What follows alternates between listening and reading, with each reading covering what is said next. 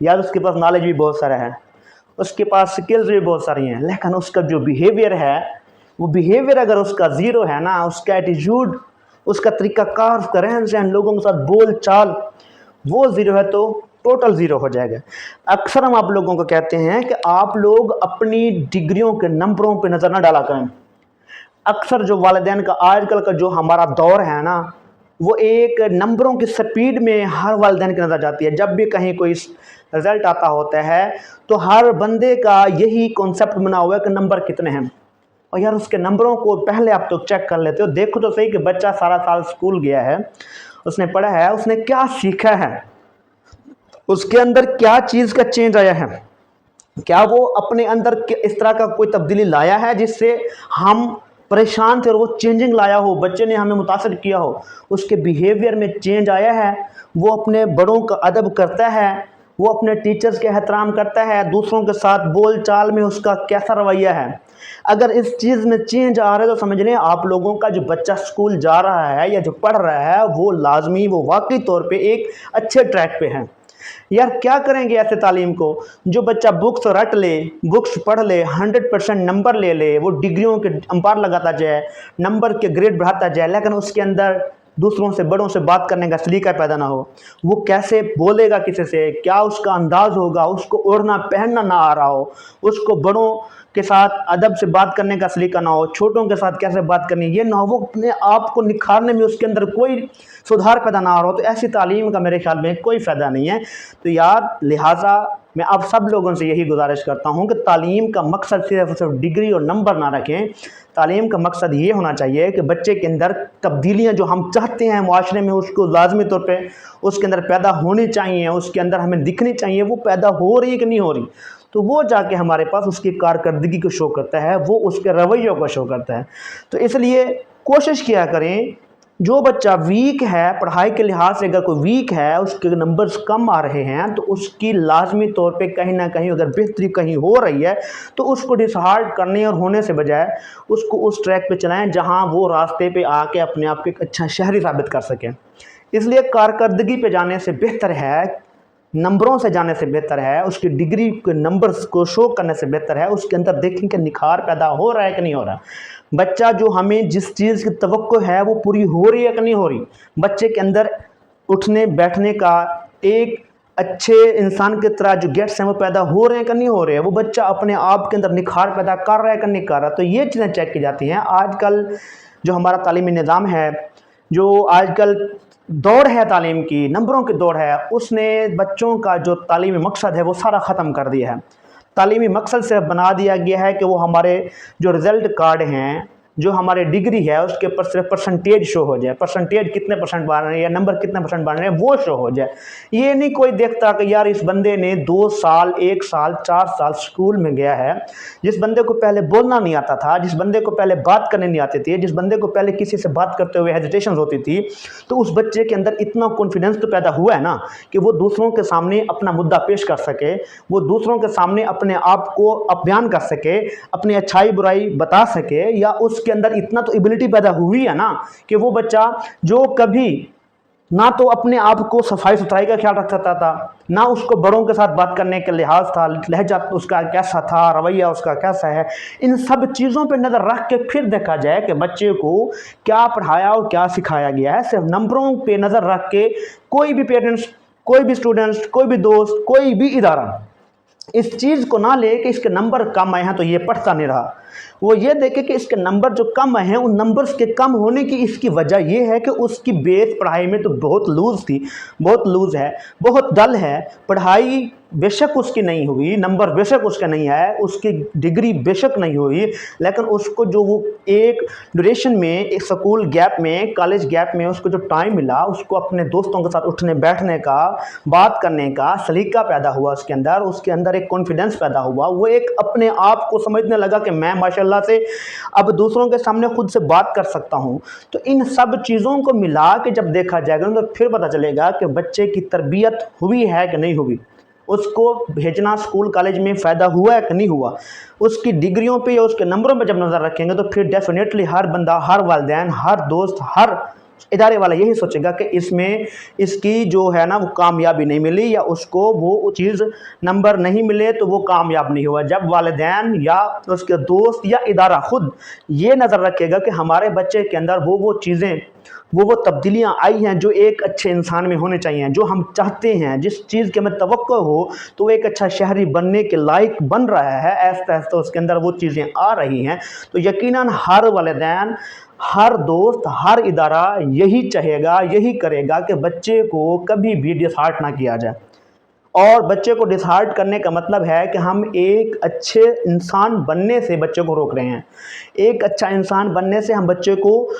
परेशान करके उसके ऊपर प्रेशर डाल के नंबरों की दौड़ से बच्चा इतना नंबर नहीं ले सकता जितने हमारे तवक्को हो। लेकिन बच्चा क्या करता है, वो नंबर नहीं ले रहा तो फिर भी बच्चे के अंदर वो गेट्स, वो एटीट्यूड वो पैदा हो रहा है जिससे बच्चा खुद ग्रो कर रहा है। तो इसलिए अक्सर प्राइवेट स्कूलों का भी यही मुद्दा होता है कि बच्चे के पास नंबर नहीं है, बच्चा नंबर नहीं ले रहा। वालिदैन की भी यही शिकायत होती है कि सर इसके नंबर नहीं आ रहे, इसके नंबर नहीं है, तो इसके नंबर फ़लाँ बच्चे से कम है, इसके तो इतने नंबर आने चाहिए थे। यार उसके जितने नंबर आए हैं ना, तो ये भी गनीमत समझे। हो सकता है कि वो इतनी ही एबिलिटी रखता हो या इससे भी कम रखता हो, वो दूसरों के साथ मिल के, कुछ अपनी मेहनत से, कुछ उस्ताद की मेहनत से मिलजुल के उसने ये जुमला जितने नंबर लिए हैं, तो वो उसकी सारी चीज़ों को मद्देनज़र रख के हमने ये सोचा, ये देखा कि इसमें जितनी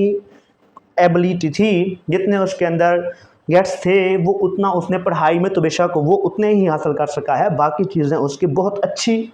मैनेज हो रही हैं। तो इस चीज़ को देख के हर बंदे को चाहिए, वो चाहे इदारे मालकान हों, प्राइवेट इदारे मालकान हों, या वो टीचर्स हों, या वो पेरेंट्स हों, तो सबको जाके एक किस्म का ना पूरा एक बैकग्राउंड है जिसके पीछे एक सीरीज़ है, उन तमाम चीज़ों को नज़र में रख के हमें ये फ़ैसला करना चाहिए कि जो टीचर्स पढ़ा रहा है वो पढ़ा रहा है, नहीं पढ़ा रहा, उसकी कहीं कहाँ। आज होता ये है कि एक बच्चे का नंबर नहीं है, जिस बच्चे के नंबर अच्छे हैं उस पर कोई नज़र नहीं डाल रहा जी, वो खुद पढ़ने वाला है। और जिस बच्चे का नंबर नहीं है तो उस पर नज़र होती है कि जी इस बच्चे के ये जो है कमी है, ये इन उस्ताद की वजह से है, ये इनमें वो चीज़ पैदा नहीं कर सके जो करनी चाहिए थी। वो ये नहीं कहते कि यार इन उस्ताद ने सारा साल इनको पढ़ाया है, उस्ताद ने सारा साल उनकी एक, या मुझे बताएं कोई बंदा, मैं खुद कह सकता हूँ, कोई बंदा किसी की जाके पर्सनल चीज़ नहीं कर सकता। पर्सनल उसकी, यानी अब मैं अल्फाज शायद हो सकता है कुछ गलत निकल जाए, कोई भी बंदा किसी की मेहनत समाजत नहीं कर सकता। टीचर्स करते हैं, टीचर्स सारा साल बच्चों की मेहनत समाजत करते हैं कि यार अल्लाह के वास्ते, खुदा के वास्ते यार ये कर लें, यार ये कर लें, थोड़ा अपने आप को कोशिश करें पढ़ाई की तरफ राग़िब करने की। वो टीचर जो घर में सारा दिन नवाब बन के रहते हैं,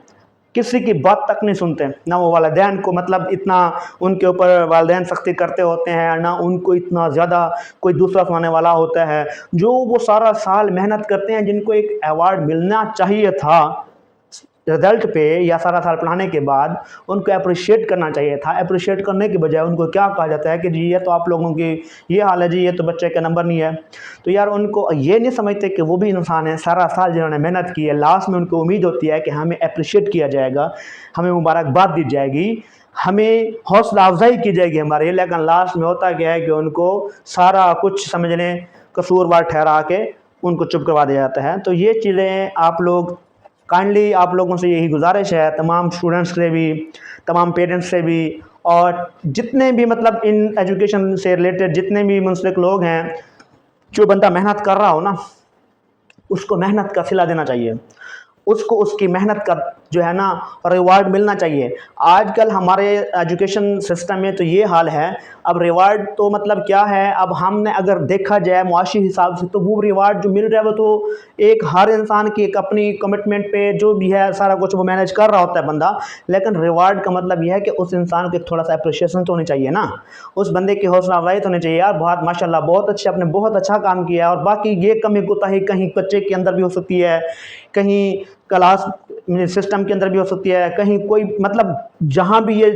थोड़ा सा गैप आया है उसमें कोई रीजंस डेफिनेटली हो सकती है, उसमें हो सकता है टीचर्स भी शामिल हों, हो सकते हैं बाकी फैक्टर्स भी हों। तो उन सारे का सारा मुद्दा टीचर्स के ऊपर डाल के उनको डिसहार्ट कर देना, तो मेरे ख्याल में ये एक आम मजदूर जो सारा दिन मजदूरी करने जाए ना, और मजदूरी करके वो थका रहा हुआ हो, और शाम को मालिक आए, मिस्त्री खड़ा हो, और मालिक आके मिस्त्री भी ठेकेदार भी कहते हैं कि यार तूने अच्छा काम नहीं किया, या तेरा ये काम नहीं है, या हमें पसंद नहीं है, तो उस बंदे के ऊपर इतनी गुजरती होगी कि वो खुद से सोचता होगा, कहता होगा कि यार मैं कहाँ फंस गया हूँ, यार एक मजदूर की इतनी अगर कदर है, उसको भी कोई मालिक या ठेकेदार या मिस्त्री बात नहीं सुनाता, तो यार एक टीचर्स भी तो समझ लें, मजदूर ही समझ लें, बाकी छोड़ दें, एक टीचर्स को उस मजदूर जितना भी तो हक होना चाहिए ना। वो भी तो एक इंसानियत के नाते हक रखता है ना कि उसको भी जो है ना वो अच्छे अल्फाजों के साथ उसका जो है खैर मकदम किया जाए। तो बस मेरी गुजारिश है हम तमाम बच्चों से,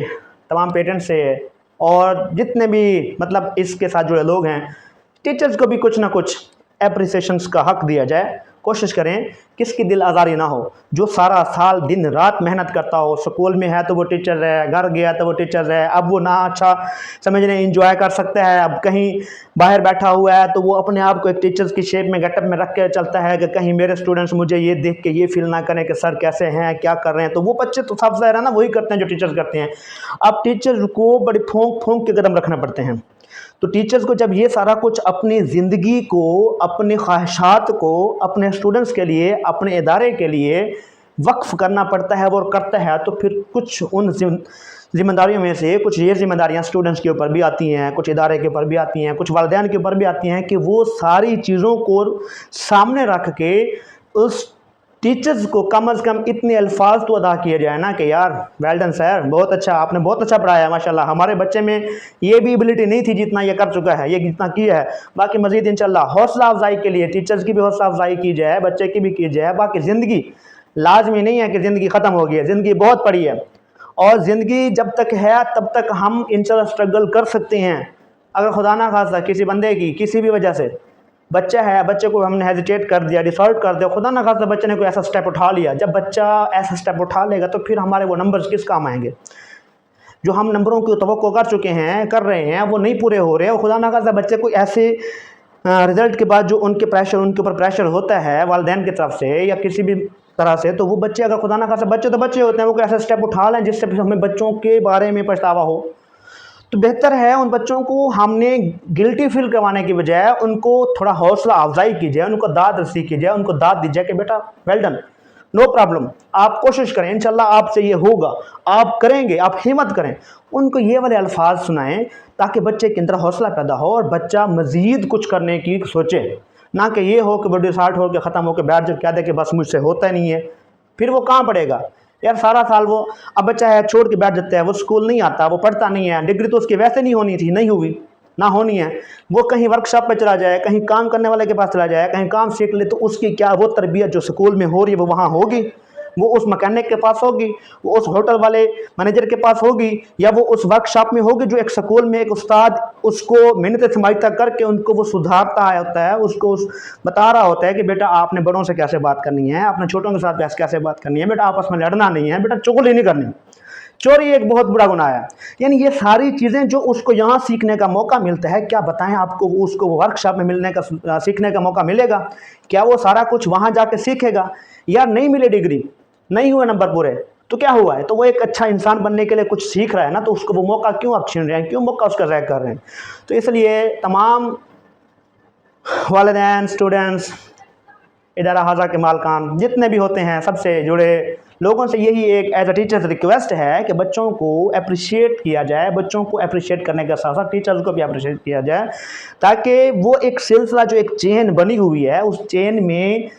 जहाँ जितना रोल इदारे का है, जितना रोल वालिदैन का है, जितना रोल स्टूडेंट्स का है, उतना रोल एक टीचर्स का भी है। टीचर्स का भी हक बनता है, उसकी भी एक ख्वाहिशात होती हैं, उसको भी एक